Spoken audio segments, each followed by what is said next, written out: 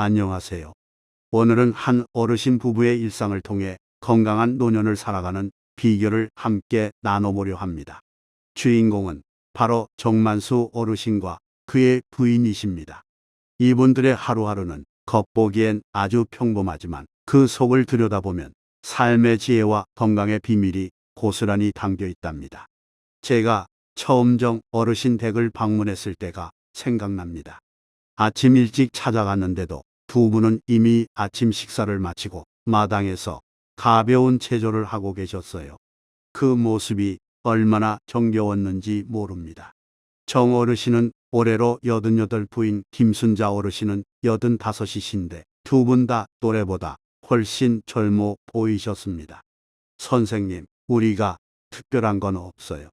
그저 매일 같은 시간에 일어나고 같은 시간에 밥 먹고 같은 시간에 잠자리에 드는 것뿐이지요. 정 어르신의 말씀이 소박하지만 깊은 울림을 주었습니다.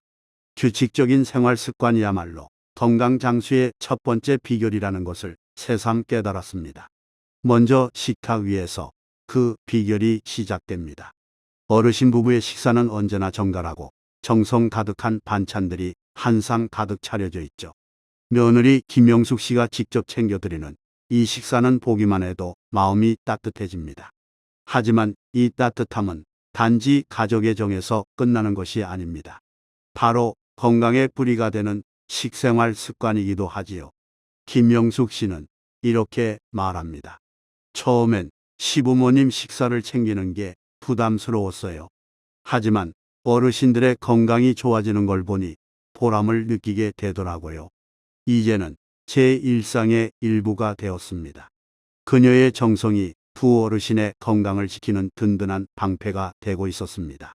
정 어르신 부부의 식사는 몇 가지 특징이 있습니다. 먼저 음식이 대부분 잘게 썰려 있고 부드럽게 조리되어 있다는 점입니다. 어르신들의 치아 건강을 고려한 배려이자 소화기관에도 무리가 가지 않게 하려는 지혜입니다. 또 하나 눈에 띄는 점은 자극적인 양념을 최소화한 순한 맛 위주의 식단이라는 것이죠. 김치조차 하얗게 담가 매운맛을 줄이고 채소와 발효식품이 기본이 되는 건강한 한 끼입니다. 예전에는 맵고 짜게 먹는 걸 좋아했어요. 하지만 나이가 들수록 그런 자극적인 음식이 속을 불편하게 만든다는 걸 알게 됐지요. 김순자 어르신의 말씀입니다. 이제는 담백한 음식이 더 맛있게 느껴져요.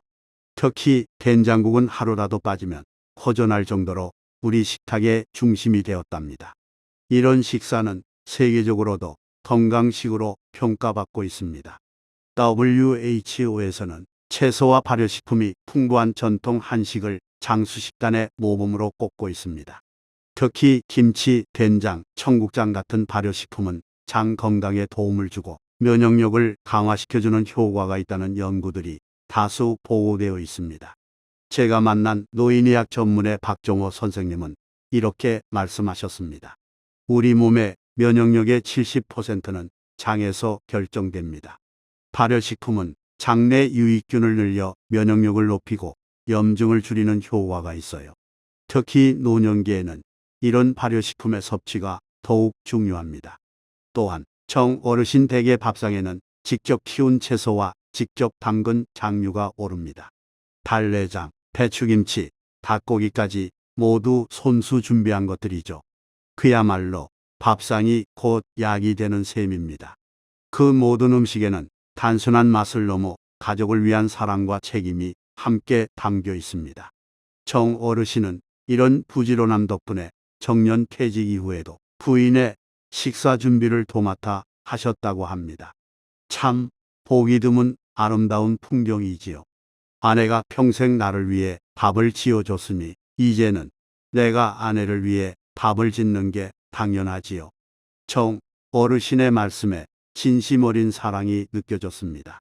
게다가 요리하는 동안 손가락도 움직이고 머리도 써야 하니 치매 예방에도 좋다고 하더군요. 어르신의 웃음소리가 참 따뜻했습니다. 이렇게 잘 먹고 또 잘 움직이십니다. 정 어르신은 하루도 빠지지 않고 마실을 다니십니다. 가까운 이웃들과 안부를 주고받고 웃고 떠들며 하루를 보내시는 거죠. 노인회관이나 복지센터가 문을 닫은 요즘 이웃 간의 따뜻한 교류가 더욱 소중해졌습니다. 그저 함께 앉아 수다 한마디 나누는 것이 어르신들에겐 가장 큰 기쁨이 됩니다. 그 모습에서 우리는 외로움이야말로 노년기의 가장 큰 적이라는 사실을 다시금 느끼게 됩니다. 젊었을 때는 바빠서 이웃들과 어울릴 시간이 없었어요. 그런데 나이 들고 보니 사람과의 관계가 얼마나 중요한지 깨닫게 되었지요. 정 어르신의 말씀입니다. 매일 아침 동네 한 바퀴를 돌면서 만나는 이웃들과 인사를 나누는 것만으로도 하루가 밝아집니다. 고립감은 건강을 급격히 악화시킬 수 있습니다. 2022년 서울대학교 병원에서 발표한 연구에 따르면 만성 외로움을 느끼는 노인일수록 심혈관 질환 발생률이 높고 치매의 위험성도 증가한다고 합니다. 반면에 정기적인 사회적 교류와 대화는 뇌를 활성화시키고 정서 안정에 큰 도움이 됩니다. 정 어르신의 이웃과의 교류는 그 자체로도 훌륭한 건강 유지법이라 할 수 있습니다. 저는 얼마 전 한 요양원을 방문한 적이 있습니다. 그곳에서 만난 한 어르신은 거의 말을 하지 않고 방 안에만 계셨습니다. 보호자분이 말씀하시길 집에서는 활발하게 지내셨는데 요양원에 오신 후 급격히 우울해지셨다고 합니다. 이런 모습을 보며 사람과의 교류가 얼마나 중요한지 다시 한번 느꼈습니다.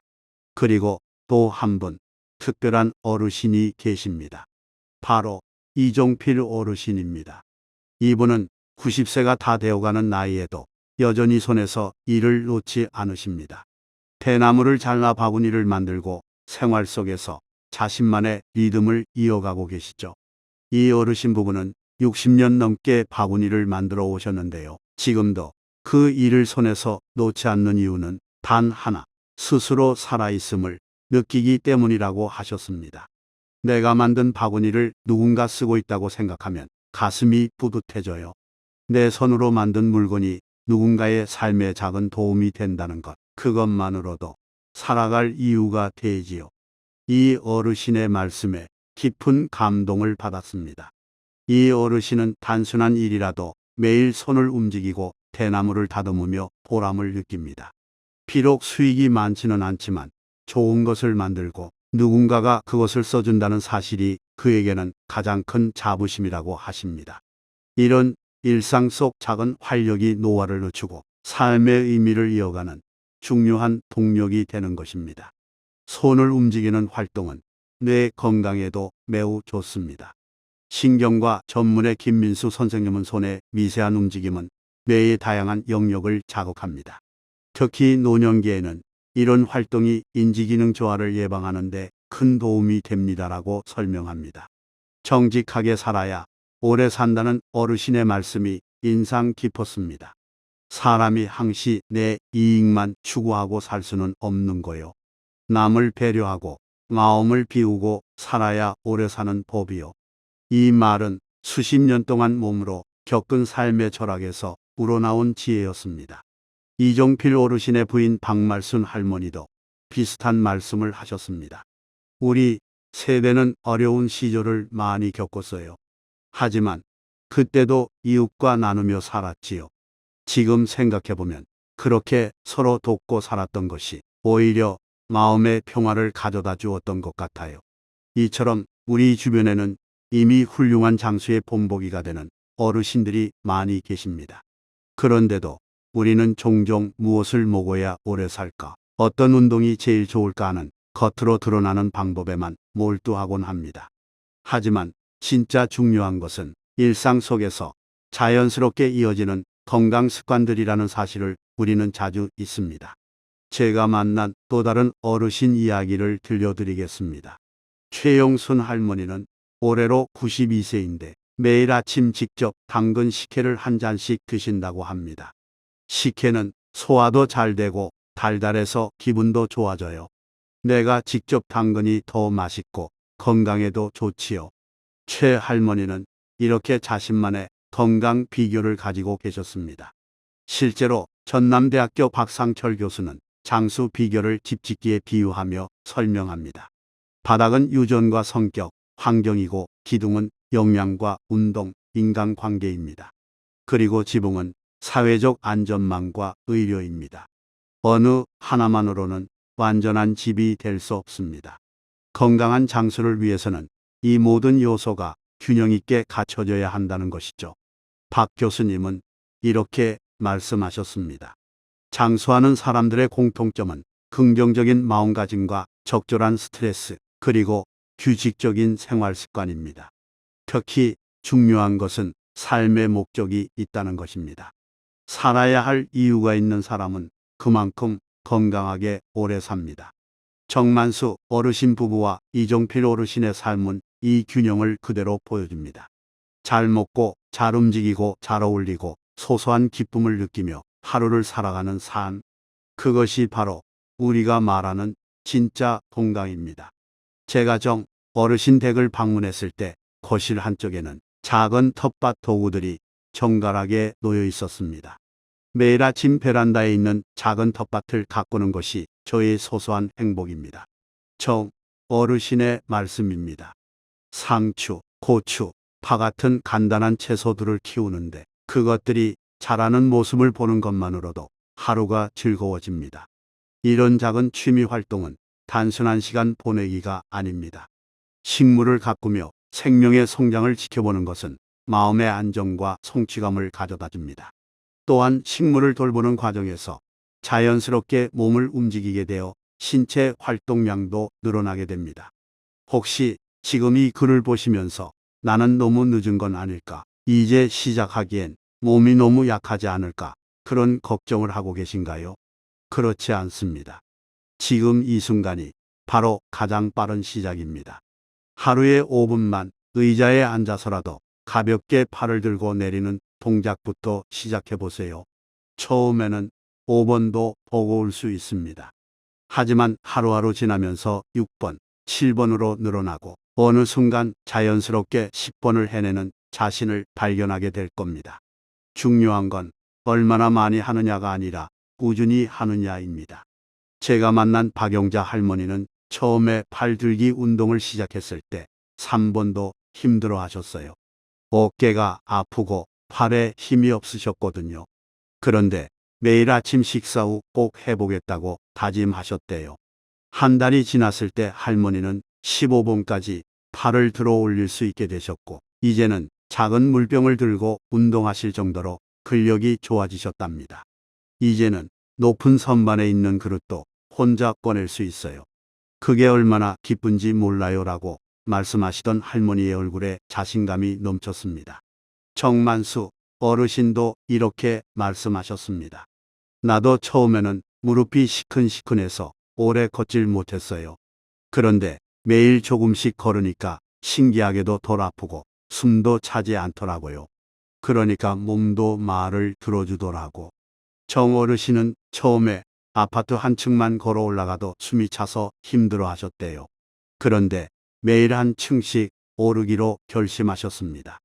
처음엔 중간에 쉬어가며 겨우 올라가셨지만 3개월이 지난 후에는 3층까지 쉬지 않고 올라갈 수 있게 되셨답니다. 무릎이 아프다고 움직이지 않으면 더 아파져요.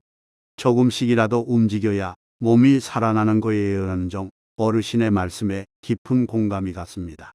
이야기를 나누다 보면 정 어르신 부부의 생활 속에는 참 소박하지만 큰 지혜가 담겨 있습니다. 예를 들어 김순자 어르신은 하루에 한 번은 꼭 큰 소리로 책을 읽는 습관이 있으십니다. 나이 들면 말도 줄고 목소리도 작아지잖아요. 그래서 일부러 신문을 크게 소리내서 읽어요. 혀도 움직이고 머리도 덜 멍해지고 좋더라고요. 김 어르신은 매일 아침 신문을 펼쳐놓고 중요한 기사를 소리내어 읽으신답니다. 처음엔 목소리가 떨리고 발음이 부정확했지만 지금은 또박또박 읽으실 수 있게 되었어요. 특히 손주들이 방문했을 때 동화책을 읽어주는 즐거움도 느끼게 되셨다고 합니다. 손주들이 할머니 목소리가 좋아요라고 말해줄 때 정말 행복해요라며 웃으시는 모습이 참 보기 좋았습니다. 이런 활동이야말로 뇌 자극에 매우 효과적인 습관입니다. 실제로 언어를 소리내어 읽는 행위는 인지 능력을 향상시키고 우울감도 줄여준다는 연구 결과가 있습니다. 이처럼 건강을 위한 습관은 특별할 필요가 없습니다. 평범한 일상을 꾸준히 이어가는 것이 가장 좋은 약이 되는 법이지요. 노년기에는 규칙적인 운동을 통해 근육량을 유지하고 뼈 건강을 유지할 수 있습니다. 또한 운동은 인슐린 저항성 증상을 개선하고 혈당 조절에 도움을 줍니다. 더 나아가 규칙적인 운동은 노년기 우울증, 불안증, 스트레스 증상을 완화시키는 데도 도움이 됩니다. 또 하나, 이 부부가 소중히 여기는 것은 바로 함께 식사하는 시간입니다. 식탁에 마주 앉아 오늘은 어떤 반찬이 맛있었어? 하며 나누는 짧은 대화조차 하루의 활력소가 된다고 합니다. 정 어르신은 이렇게 말씀하셨어요. 밥을 먹는 건 배를 채우는 일이지만 함께 먹는 건 마음을 채우는 일이에요. 정 어르신 부부는 40년 넘게 함께 식사를 하는 시간만큼은 꼭 지켜오셨다고 합니다. TV도 끄고 요즘은 스마트폰도 멀리 두고 오직 서로를 바라보며 대화를 나눈다고 하셨어요. 젊었을 땐 바빠서 대화할 시간이 없었는데 이제는 서로의 이야기를 들을 수 있어 좋아요. 작은 일상이라도 나눌 수 있다는 게 얼마나 감사한지 몰라요라고 김 어르신이 말씀하셨습니다. 이 말씀이 어찌나 따뜻하게 다가오는지요. 사실 혼밥, 즉 혼자 밥을 먹는 시간이 길어질수록 영양 섭취도 불균형해지고 우울감도 깊어진다고 하지요. 몇 끼니 함께 앉아 눈을 맞추며 식사하는 것, 그것이 바로 노년의 면역력이고 마음의 약이 아닐까 생각합니다.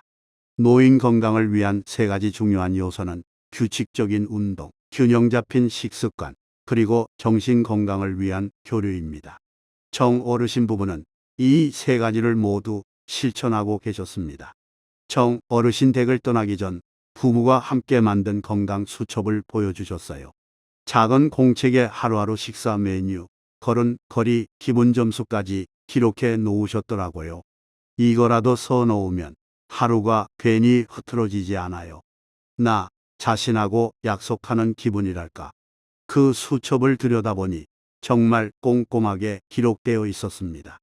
김 어르신은 처음엔 귀찮았는데 이제는 하루를 정리하는 느낌이라 좋아요. 나중에 건강이 안 좋아지면 의사 선생님께도 보여드릴 수 있고요라고 말씀하셨습니다.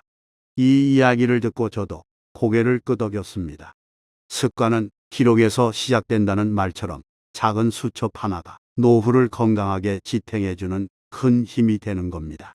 사실 누구나 할 수 있는 일인데 마음 먹기까지가 제일 어렵지요. 하지만 그 한 걸음이 건강한 삶의 시작이라는 것, 정 어르신 부부가 온몸으로 보여주고 계셨습니다. 노년기에는 유연성과 근력 운동이 균형 운동보다 낙상 예방 효과가 더 크다고 합니다.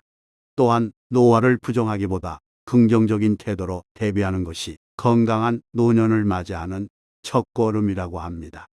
혹시 지금 이 글을 읽고 계신 어르신들 중에도 나는 나이도 많고 기운도 없어서 뭘 새로 시작하긴 늦었어라고 생각하시는 분이 계시다면 꼭 말씀드리고 싶습니다. 늦은 시작은 없습니다. 제일 늦은 건 아예 시작하지 않는 것뿐입니다.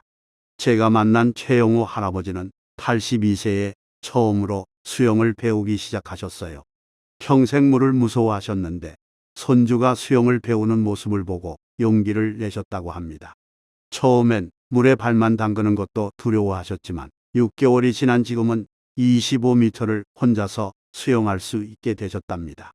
내가 이 나이에 뭘 할 수 있을까 생각했는데 해보니 되더라고요.